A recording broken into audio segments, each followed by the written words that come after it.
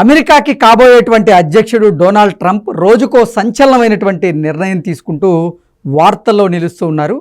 అత్యాచారం చేసినా హత్య చేసినా చేసిన వారికి మరణశిక్ష తప్పదు అంటూ ఆయన ఒక సంచలనమైనటువంటి నిర్ణయం తీసుకున్నటువంటి నేపథ్యంలో ఈ అంశం మీద మనం విశ్లేషణ చేసుకుందాం. ప్రస్తుతం మనతో పాటు ఉన్నారు ప్రముఖ రాజకీయ విశ్లేషకులు, ప్రముఖ సీనియర్ జర్నలిస్ట్ సిఎస్ రావు గారు. సార్తో మాట్లాడదాం. సార్ నమస్తే. సార్ నమస్తే.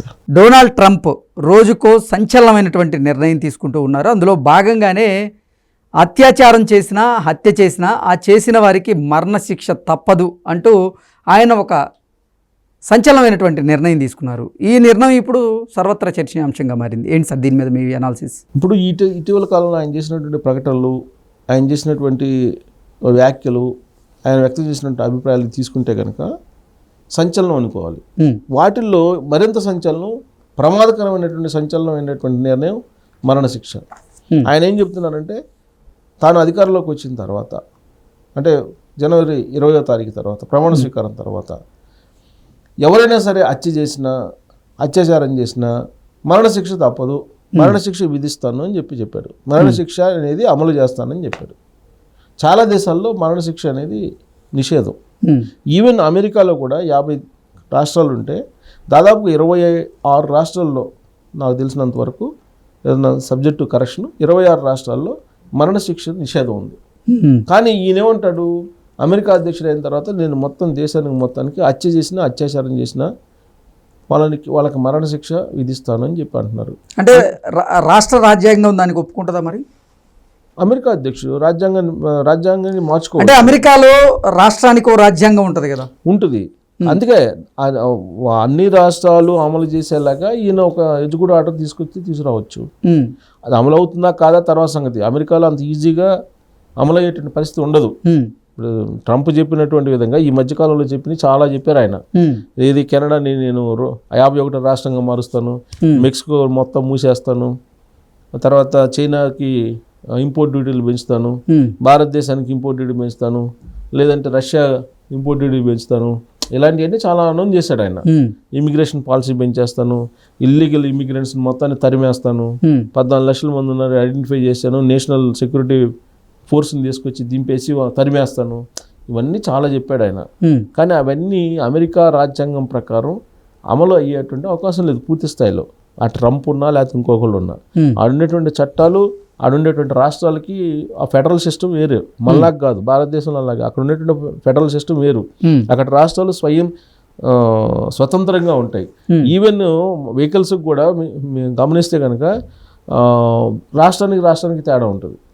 వెహికల్స్ సంబంధించినటువంటి నామ్స్ కూడా. సో కాబట్టి ప్రతిదీ స్టేట్కి డిఫరెంట్గా ఉంటుంది.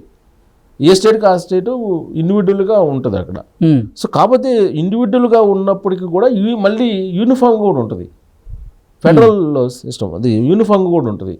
సో కాబట్టి ఆయన సాధ్యం కాదు అని చెప్పి అనుకోవడానికి లేదు. ఆయన చేసినవి అన్నీ ఇప్పుడు 2 సభల్లో ఇప్పుడు అమెరికా కాంగ్రెస్లో కానీ సెనేట్లో కానీ రెండింటిలో అమలైతే స్టేట్లు అమలు చేయాల్సిందే. దాని తర్వాత మనకి న్యాయబద్ధమా లేదా అనేది సహజంగా మనకున్నట్టే ఉంటాయి ఎక్కడ కూడా కోర్టులు. ముందైతే ఆయన అభిప్రాయం వ్యక్తం చేశాడు. ఎందుకు అభిప్రాయం వ్యక్తం చేశాడు? జో బైడెన్ ఇటీవల కాలంలో ఏం చేశాడంటే, మరణశిక్ష పడినటువంటి వాళ్ళకి దాదాపు 40 నుంచి 48 మందికి మరణశిక్ష నుంచి ఉపశమనం కలిగిస్తే నిర్ణయం తీసుకున్నాడు. క్షమాభిక్ష బైడెన్ తీసుకున్నాడు కాబట్టి దాన్ని రద్దు చేయాలి, అంతే. బైడెన్ తీసుకున్నాడు కాబట్టి రద్దు చేయాలి. ఈ మధ్యకాలంలో అదే కదా బైడెన్ సంచలనమైన నిర్ణయం తీసుకున్నాడు. ఆయన చివరి రోజుల్లో, అంటే అధికారం నుంచి దిగిపోయేటువంటి రోజుల్లో ఏం చేశాడు ఆయన? మొత్తం ఇమ్మిగ్రేషన్ పాలసీకి సంబంధించి ఆయన కాలేజీలకు వచ్చిన అక్కడికి చదువుకున్నటువంటి వాళ్ళకి F1 నుంచి నేను H4గా మార్చేస్తాను అన్నాడు. ఇప్పుడు వచ్చిన ట్రంప్ రాగానే ఏం చేస్తాడు? ఫస్ట్ దాన్ని రద్దు చేస్తాడు.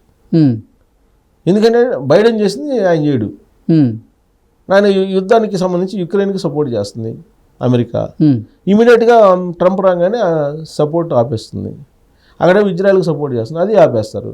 సో ఆయన ఏమంటున్నాడు ట్రంప్, నేను యుద్ధాన్ని ఆపేస్తాను అంటున్నాడు. ఆటోమేటిక్గా ఆగిపోద్ది. సహాయం లేదనుకో అమెరికా నుంచి యుక్రెయిన్కి, ఆగిపోక ఏం చేస్తుంది? ఇప్పుడు అదే బైడెన్ ఏది చేస్తే దానికి వ్యతిరేకంగా చేస్తుంది. ఇప్పుడు బైడెన్ ఏంటి? క్షమాభిక్ష పెడతాను నేను, క్షమాభిక్ష పెట్టాడు. సో బైడెన్ సమావేశ పెట్టారు కాబట్టి నేను మరణశిక్షణ విధిస్తాను అని చెప్పాడు. సో ఇప్పుడు ఆయన అధికారంలోకి వచ్చిన తర్వాత అన్ని రాష్ట్రాల్లో దీన్ని అమలు చేస్తారు. ఇప్పటికే ఆల్రెడీ నిషేధం ఉంది, మరణశిక్ష అనేది నిషేధం. దాదాపు 26 రాష్ట్రాల్లో నిషేధం ఉంది అమెరికాలో, మొత్తం 50 రాష్ట్రాలు. ఈ 50 రాష్ట్రాల్లో మరణశిక్షని అమలు చేయమంటే ఈ 26 రాష్ట్రాలు ఎందుకు ఒప్పుకుంటాయి? తీర్మానాలు చేసి పంపుతాయి కదా. మా దగ్గర నిషేధం ఉంది, నువ్వు అమలు చేయమంటే మేము ఎందుకు చేయాలని చెప్పి వాడు తీర్మానం చేస్తారు కదా. అలాంటివి ఉంటాయి, ఫ్లక్చుయేషన్స్, కొంచెం భేదాభిప్రాయాలు ఇవన్నీ ఉంటాయి, డీవియేషన్స్ అవన్నీ ఉంటాయి డెఫినెట్గా.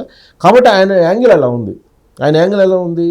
ఖచ్చితంగా మరణశిక్షణ అమలు చేస్తాను, ఇల్లీగల్ ఇమిగ్రెంట్స్ని పంపించేస్తాను. దాన్ని ఆ విధంగా ఎందుకు అంటున్నాడంటే అక్కడ ఈ మధ్యకాలంలో హత్యలు జరుగుతున్నాయి ఎక్కువ అమెరికాలో.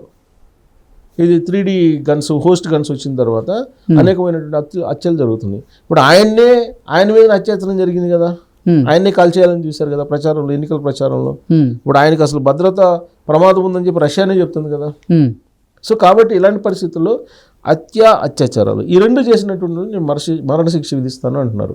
కొన్ని దేశాల్లో ఉంది అది ఆల్రెడీ, కొన్ని దేశాల్లో ఇప్పుడు కొన్ని మనకి గల్ఫ్ కంట్రీస్లో కొన్నిట్లో నిషేధం ఉంది కదా, అదే మరణశిక్ష వేసేది ఉంది. సో కాబట్టి ట్రంప్ కూడా ఇప్పుడు ఏమనుకుంటున్నాడు, అమెరికాలో వలసదారులు వచ్చేసి ఇక్కడ లా అండ్ ఆర్డర్ని డిస్టర్బ్ చేస్తున్నారు అనేటువంటి ఫీలింగ్లో ఆయన ఉన్నారు. తర్వాత విదేశస్తులు ఇక్కడికి వచ్చినందువల్ల, వలసదారులు ఇక్కడికి వచ్చినందువల్ల ఎంప్లాయ్మెంట్ పోతుంది అనేటువంటి కాన్సెప్ట్లో ఆయన ఉన్నారు. సో ఇంకోటి ఏంటంటే తాము ఇచ్చినటువంటి సహాయం కారణంగానే మిగతా దేశాలు బతుకుతున్నాయి. కాబట్టి వాళ్ళ నుంచి మనం ఏదైతే రాయితీలు ఇస్తున్నామో దానికి తగిన విధంగా వాళ్ళ నుంచి కూడా బెనిఫిట్ పొందాలనేటువంటిది ఆయన ఆలోచనగా ఉంది. ఈ 3 ఆలోచనలతోటి రేపు 20వ తారీఖున ఆయన ప్రమాణ స్వీకారం చేస్తున్నారు. ప్రమాణ స్వీకారం చేసిన తర్వాత ఫస్ట్ ఇమ్మిగ్రేషన్ పాలసీ మీద ఆయన సైన్ చేయబోతున్నారు. ఆ సైన్ చేసేటువంటి దాంట్లో ఉన్నటువంటి పాలసీలు ఏవైతే ఉన్నాయో ఆ పాలసీని బట్టి మన వాళ్ళు అక్కడ ఉన్నటువంటి వాళ్ళ యొక్క భవిష్యత్తు ఆధారపడి ఉంది. నెక్స్ట్ ఏంటి పాలసీలు, ఇంపోర్ట్ డ్యూటీస్, వాణిజ్య యుద్ధానికి తెరలేపుతున్నాడు ఆయన. అదే కదా సంచలనమైనటువంటి ప్రకటనలు రోజు చేస్తుంది ఆయన. వాణిజ్య పరమైనటువంటి యుద్ధానికి తెరలేపుతున్నారు.